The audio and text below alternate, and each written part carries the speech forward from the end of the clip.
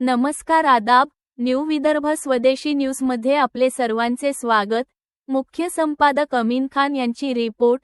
आज दिनांक 18 एप्रिल 2026 रोजी नवी दिल्ली येथे महिला सन्मानासाठी दिल्लीत निर्धाराचा एल्गार।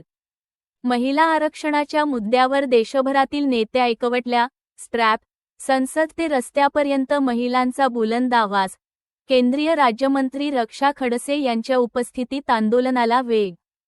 महिला सक्षमीकरण आणि राजकीय प्रतिनिधित्वाच्या अत्यंत महत्त्वाच्या मुद्द्यावर देशाची राजधानी नवी दिल्ली येथे महिला लोकप्रतिनिधी आणि कार्यकर्त्यांनी ऐतिहासिक एकजूट दाखवत निर्धाराचा एल्गार केला।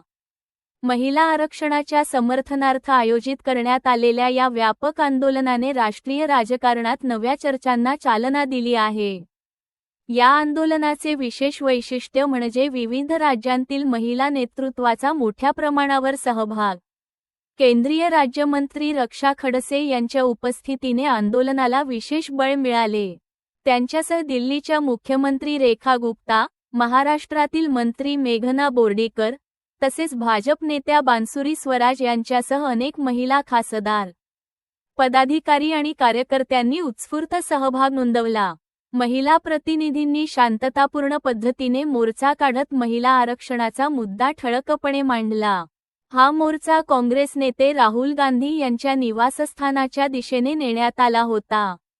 महिलांना निर्णय प्रक्रियेत समान संधी मिळाल्याशिवाय देशाची प्रगती अपूर्ण राहील, अशा घोषणांनी परिसर दणाणून गेला। दरम्यान, आंदोलनादरम्यान काही ठिकाणी परिस्थिती नियंत्रणात ठेवण्यासाठी पोलीस प्रशासनाने हस्तक्षेप केला।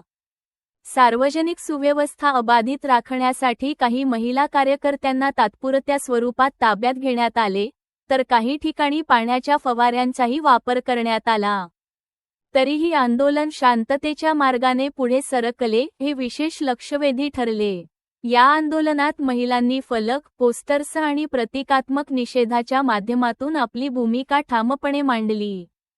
काही ठिकाणी पुतळा दहनासारख्या माध्यमातूनही संताप व्यक्त करण्यात आला। महिला प्रतिनिधींनी हा प्रश्न केवळ राजकीय न ठेवता सामाजिक न्याय आणि समानतेचा मुद्दा म्हणून मांडला।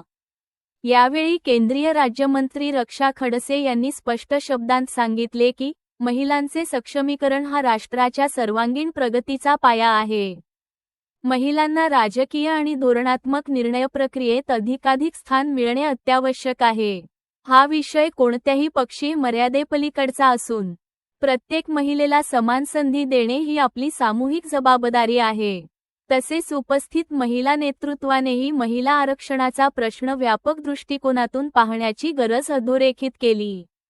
महिलांच्या सहभागाशिवाय लोकशाहीची खरी ताकद अधुरी राहते, असे मत व्यक्त करत त्यांनी सर्व राजकीय पक्षांनी या विषयावर सकारात्मक भूमिका घ्यावी, असे आवाहन केले।